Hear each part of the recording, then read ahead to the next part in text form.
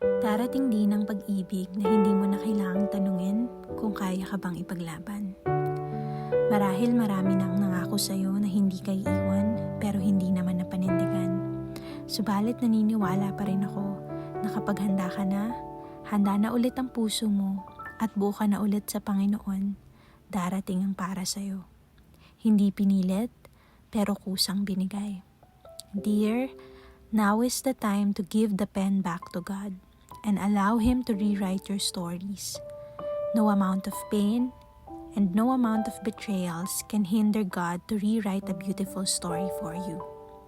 Always choose to pray for a love story that you'll feel proud to tell. A love story born of faith and obedience to God. Maaring naging masaya ka sa mali, pero mas magiging masaya ka sa tama. Don't settle for less and be the right person who rejoices in God's beautiful timing. With love and prayers,